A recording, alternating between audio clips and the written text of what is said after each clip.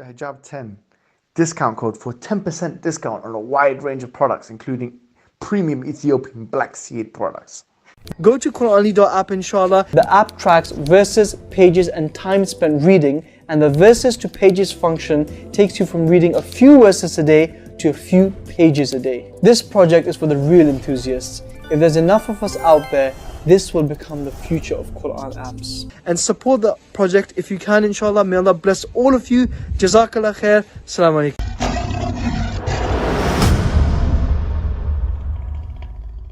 Assalamu alaikum wa rahmatullahi wa barakatuh. How are you guys doing? Today I'm going to be reacting to a man referred to as Kevin Samuels, a man who is seen as one of the most influential voices, you could even say the most influential voice, in what is referred to as the Red Pill movement. Now, what is the Red Pill movement? That is another discussion for another day, but suffice it for me to say today that this individual, he has women come onto his platforms that are usually divorcees, single mothers, women that have been married before, women that have had relationships, have had children and so on, maybe over 30.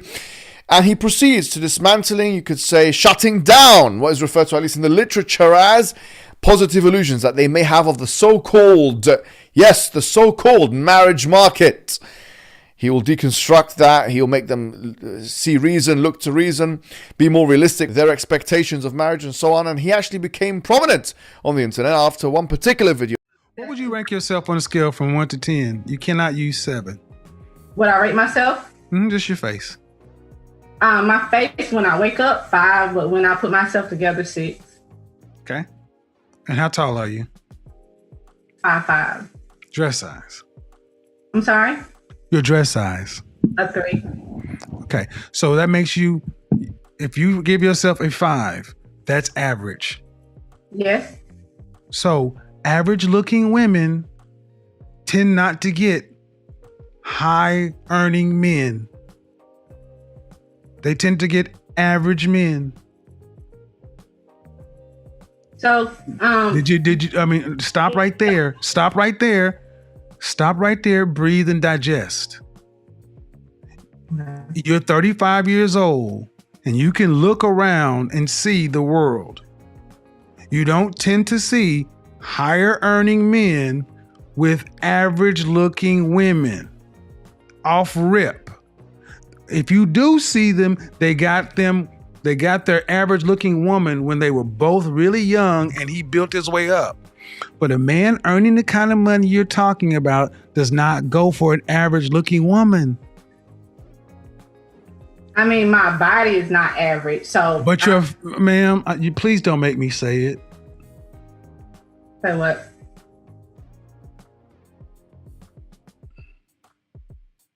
I really just wanted some advice. I love your. I'm giving you advice, but you're not taking it. The advice is, ma'am, you're average looking at best. I'm taking it in, but. Okay, but you're not accepting the fact that, okay. Right, so we've just seen what kind of flavor that his content has to offer.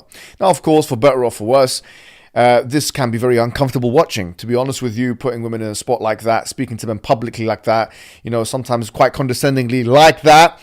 But on the other hand, you could argue that, as ignoble as it may seem on the face, on prima facie value, that in fact, that this serves some kind of noble functionality. And yes, I do agree that there are many delusions of grandeur that men and or women more do have when it comes to the so-called marriage market. And sometimes this can be very detrimental. More and more people are dying alone, as he puts it. It's true, yes, some more and more people are dying alone because they cannot come to terms with the fact that their circumstances have changed. That means that their options, their pool of candidates that they can marry has also been limited. This is the truth. This is the reality. This is the demographic truth. However, having said this, I must put forward now as a point of criticism, constructive criticism to Mr. Samuels, that in fact I believe from watching his content and seeing what he has to say, although there's great benefit, of course there is, yes there is, that there is also injustice, and that is a strong word to use, but it's unfair.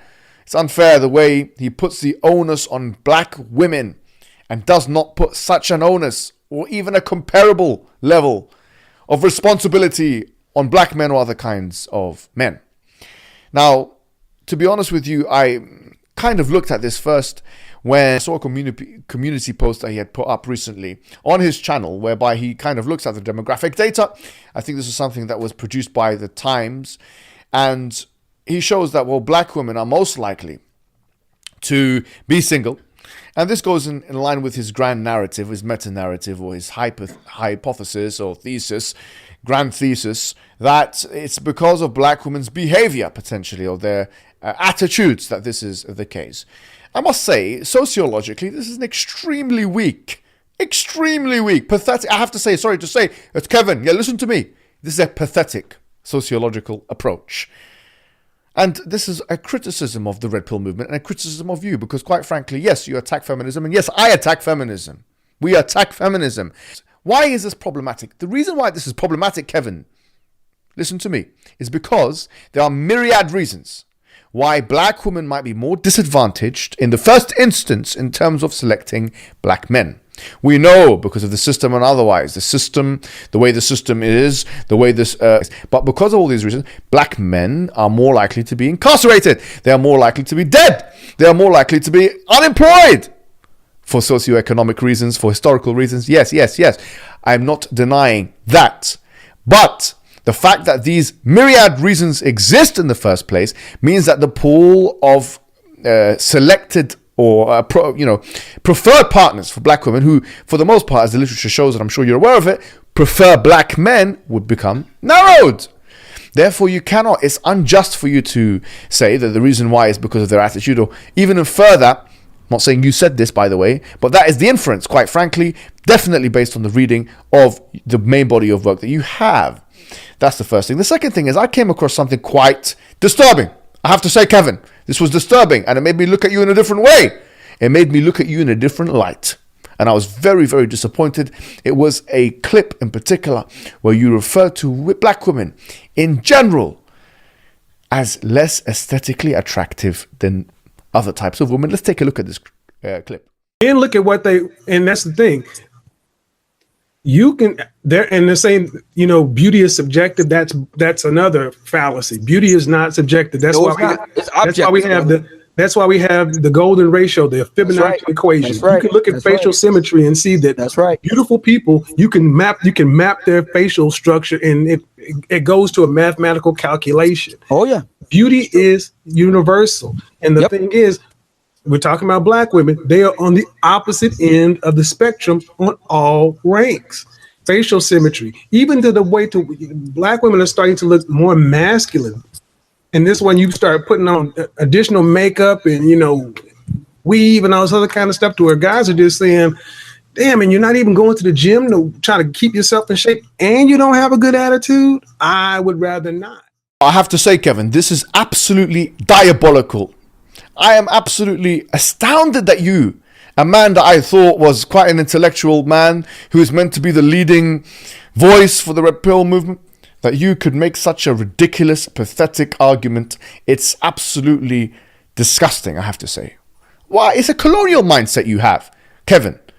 Why would you generalize black women in such a way to think that they are on the other sides of the spectrum? How dare you, actually, quite frankly, how dare you speak of black women like that? And I will say, how dare you say that? How dare you say that? I don't care if you're black and I'm an Arab and I'm Middle Eastern, but I will say, how dare you? Because quite frankly, the reasoning you gave would be pathetic reasoning on the standard of even what we call GCSE students, which are 15, 16 years old, Kevin Samuels. Golden mean? Golden mean? Is that what you're really saying to me right now, Kevin Samuels? Golden mean? In the 19th century, almost all of the studies that were done relating to the golden mean and its link to aesthetic beauty have been inconclusive. Go and look this up yourself.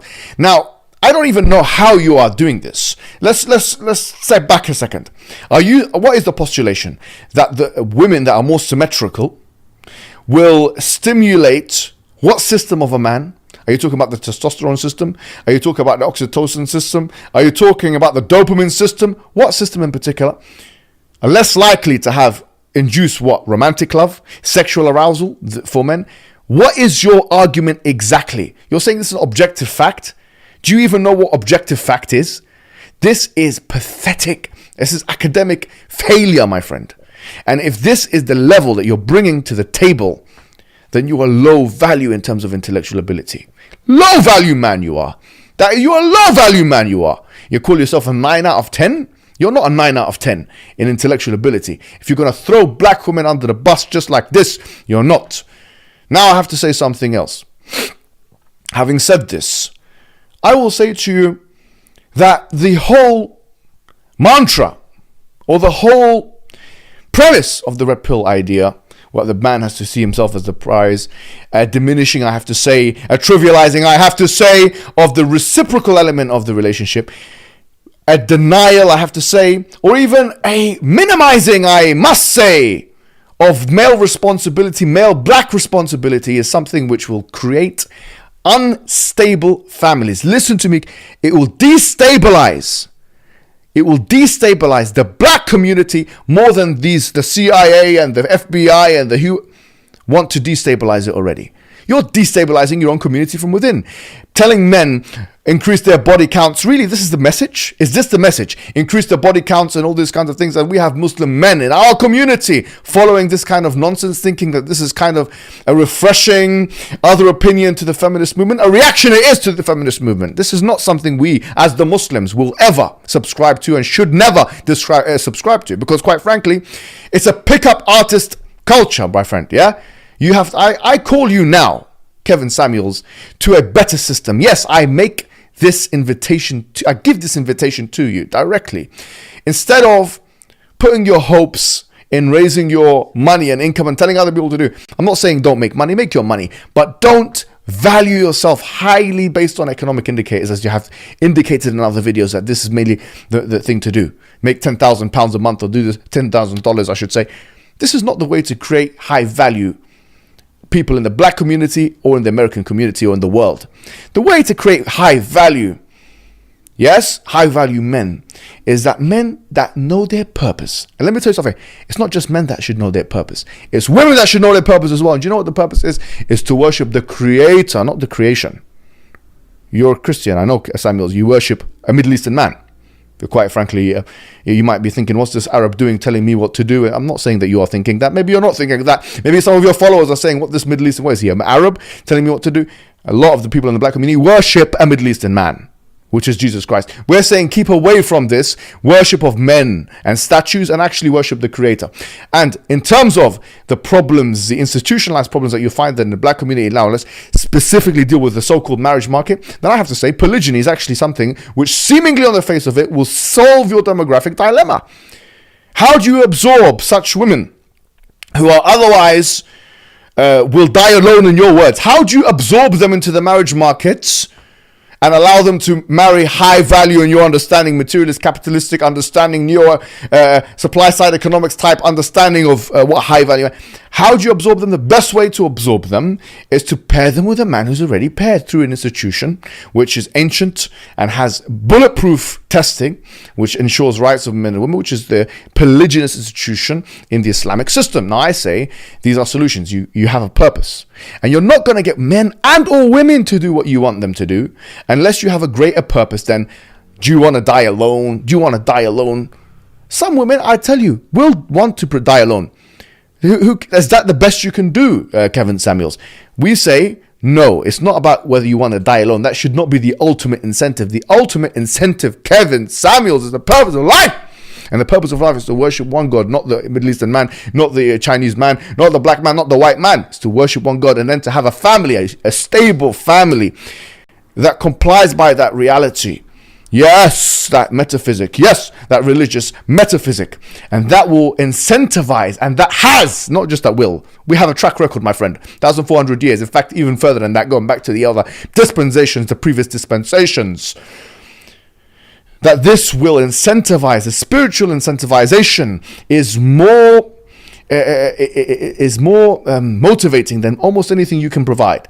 You have a spiritual motivation, a religion with pure, clean, structured guidelines, sorry to say, which does not exist in the Christian faith. And I'm going to say that straightforwardly. You don't have that. Okay. And then you have families which are stable and women that can be absorbed into other families. which will solve the demographic issue. But it all starts with purpose. And Kevin Samuels, I have to say, the parlance and the Lexus of some of what you say in terms of telling men, just kind of giving them the advice that you give them, I don't think will solve the issues in your country and in your community. Listen to me, Kevin Samuels. Tell the people, it's not about the body count, my friend. It's not about the body count. Tell the people to find their purpose in life. Yeah, and you for a man who claims, or at least the movement itself claims, that the man should be the prize and he shouldn't be thinking about it. To be honest, you're focusing too much, in my opinion, on getting women's attention. Let's think about bigger things, because we're older men right now, me and you, especially you. Assalamu alaikum wa rahmatullahi wa barakatuh.